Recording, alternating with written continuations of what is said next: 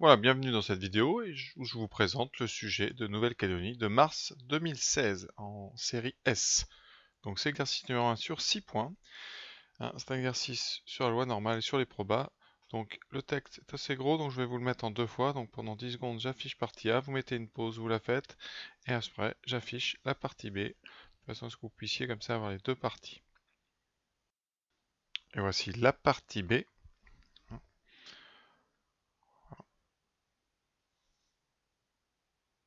Passons maintenant au corrigé. D'abord une première lecture du texte. Donc vous avez une boîte qui a 200 médailles à l'intérieur, dont 50 sont argentées et les autres dorées. Parmi les argentées, 60% sont du château, 30% du château de Langeais et les autres. Voilà. Donc on a tout ça qu'il faudra qu'on place dans l'arbre, très important. Et parmi les dorés, donc on a deux catégories de médailles, les argentées et les dorées, qui représentent 60, on verra, oui, donc un quart et trois quarts du lot. Mais ça, c'est avec les premiers calculs. Donc, les dorées, elles, on connaît à l'intérieur de cette catégorie, on sait qu'il y a 40% du château de Blois et les autres, le château de Langeais. Donc, on a tout pour faire l'arbre.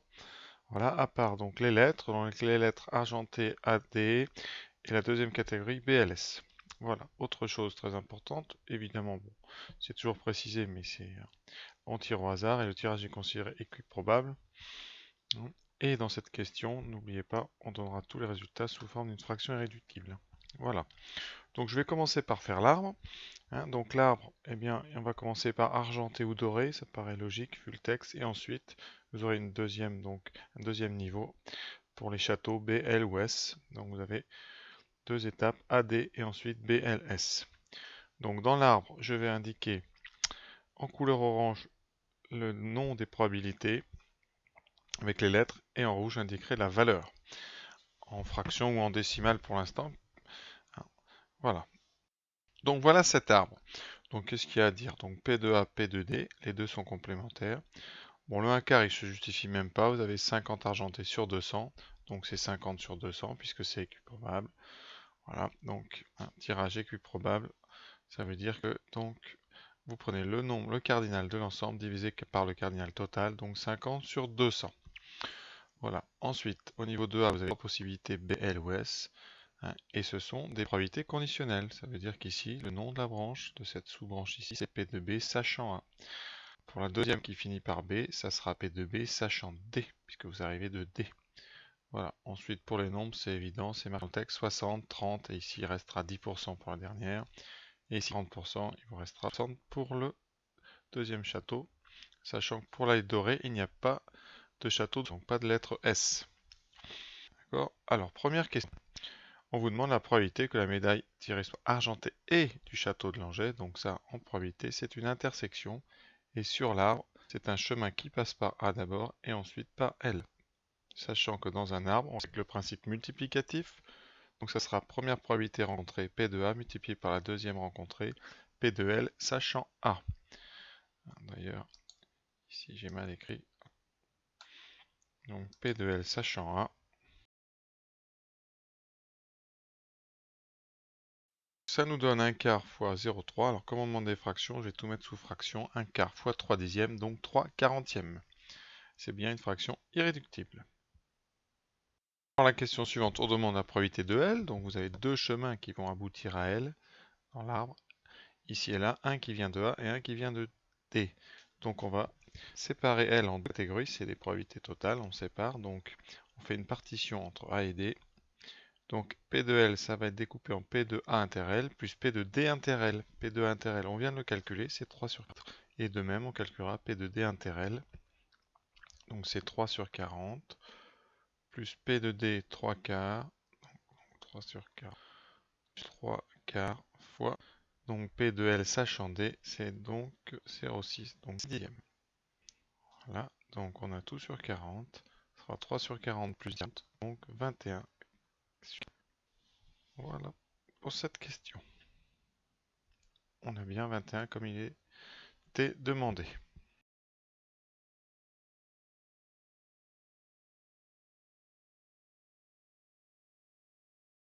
Alors là on cherche P de D sachant L, c'est donc d'après la formule P de D inter L divisé par P de L. On connaît P de D intégrale, on vient de le calculer, c'est la deuxième partie ici, c'est donc 18 sur 40, et on divise par P de L qui est le résultat de la question précédente. Donc c'est 18 sur 40 sur 21 sur 40. Ça veut dire que c'est 18 sur 40 fois 40 sur 21. Les 40 se simplifient, il reste 18 sur 21 qui donne 6 septièmes. Reste donc maintenant la question 2. Alors ça va assez vite, mais c'est un petit détail, hein. Comme les S viennent tous de A, la probabilité de venir de A quand vous êtes du S est de 100%. Puisque hein, vous ne pouvez pas venir de S d'une autre. C'est-à-dire vous ne pouvez pas avoir du doré et du S. Donc la conditionnelle ici, hein, finalement, la population des A dans S est de 100%. Quand vous faites l'intersection entre S et A, vous trouvez S. Alors ceux qui veulent vraiment faire des formules, P de A sachant S, c'est P de S divisé par P de S. Quels sont qui mènent à S? Mais il y a le chemin qui passe par A, donc c'est A inter S. Donc ici, si vous devez diviser par P de S, hop, vous devrez calculer par. Vous retrouvez bien. Sinon, hein, je vous rappelle, en français, la probabilité d'être argenté quand on vient de S est de 100%, puisque tous les pièces de S sont argentées. Voilà.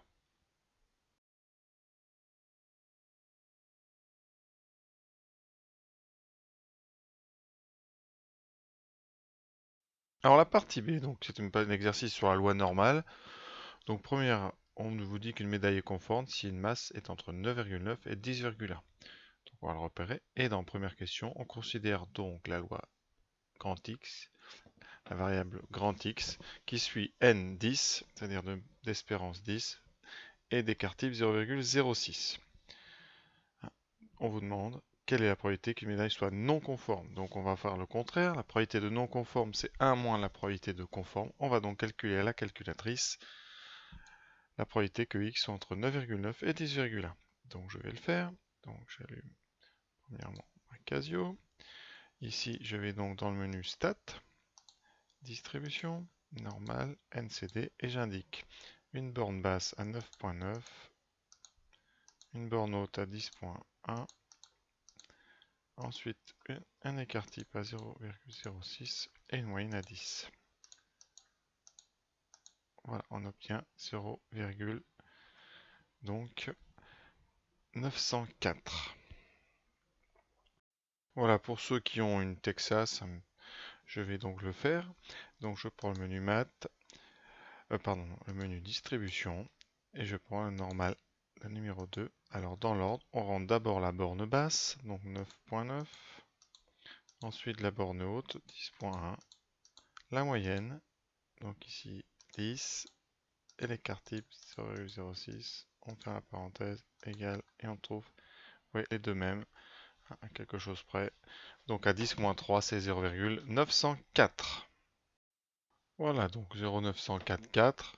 Je garde un quatrième chiffre, parce que comment faire une soustraction pour l'arrondi à 10 moins 3? Il vaut mieux garder un peu de marge. Et donc, peut-être que non conforme, c'est 1 moins ça. Et donc, à 10 moins 3, ça donne 0,096. C'est-à-dire 9,6%.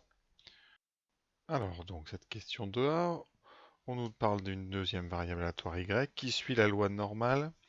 Donc 10 sigma carré, donc de moyenne 10 et d'écart type sigma. Alors il faut savoir que quand vous enlevez 10 à une variable aléatoire, hein, sa moyenne évidemment baisse de 10. Donc si y suit n10 sigma carré, z1 qui est y moins 10 va suivre n0 sigma carré. Donc vous avez déjà ce qu'on appelle centrer la variable et ensuite on va la réduire en la divisant par l'écart type au carré de façon à on appelle donc la réduire. Donc on va faire y-10 divisé par sigma. Hein, et l'avantage c'est que hein, ça va donc dans notre variable, hein, ça sera n0 sigma carré sur sigma carré. Hein. La deuxième variable ici dans l'écriture, hein, c'est, vous le savez, la première c'est la moyenne, la deuxième c'est ce qu'on appelle la variance, c'est donc le carré de l'écart type. Hein. Donc quand on divise une variable par un nombre, on divise son écart type par ce nombre. Donc comme l'écart type c'était sigma, le nouvel écart devient sigma sur sigma, c'est-à-dire 1. Voilà, donc vous avez une loi normale centrée réduite. Donc, c'est celle qu'on peut utiliser simplement des fois dans des tables de loi normale. Je vous rappelle que centrer et réduire, ça sert à démontrer des choses dans le cours. Ça servait avant à calculer les probabilités quand on n'avait pas de calculatrice, parce qu'on avait des tables, ce que je viens de dire, des tables avec des valeurs de la loi normale 0,1. Donc à chaque fois, on se ramenait à cette loi normale 0,1. Maintenant, avec les calculatrices, on a de moins en moins recours à cette loi normale 0,1, puisqu'elle calcule toutes les lois normales qu'on veut. On indique l'écart type et la moyenne, et la calculatrice fait le reste. Voilà. Donc, faisons maintenant la dernière question, la question 2b. Voilà, donc on nous dit qu'il y a 6% de pièces non conformes, donc, eh bien, par complémentarité, par l'événement contraire, eh bien, vous aurez 94% de pièces conformes. Voilà, on a donc une probabilité à calculer entre 9,9 et 10,1 avec une moyenne de 10. Donc c'est un intervalle qui est symétrique par rapport à la moyenne. C'est pour ça qu'on va utiliser les petites propriétés qui permettent de dire que si la probabilité entre 9,9 et 10,1 est de 0,94, ça veut dire qu'il vous reste donc 0,06 pour les extérieurs, qui sont tous les deux symétriques. Ça veut dire que P donc de Y inférieur à 9,9 plus P de Y donc supérieur à 1, tout ça, ça vaut 0,06. Mais par symétrie, ces deux probabilités là sont les mêmes. Donc ça veut dire que 2 fois que y soit plus petit que 0,9, que 9,9, c'est 0,06. Et on a trouvé que la probabilité de inférieure à 9,9, c'est 0,03. On ne connaît pas sigma. On va essayer d'inverser. Alors là, il y a deux méthodes. Vu la question précédente, on n'a pas trop le choix. On va réduire ici cette loi.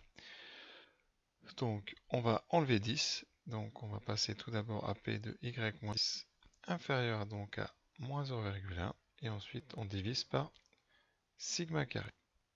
Par sigma, pardon.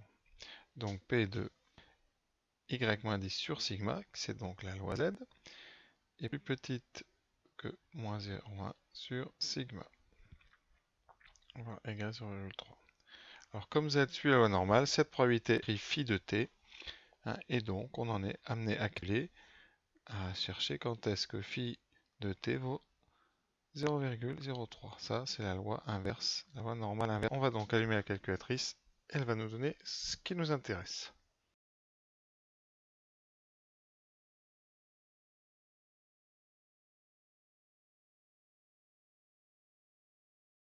Donc ça donne ceci. Donc vous allez dans le menu donc distribution, normale, inverse. Vous regardez la borne à gauche et vous indiquez 0,03. Vous ne touchez à rien d'autre. Vous mettez exécuter et ça donne moins 1,8808. Voilà. Avec donc une Texas. Donc on l'allume. Voilà. Vous allez dans le menu distribution. Vous avez inverse ici. Et vous tapez dans l'ordre.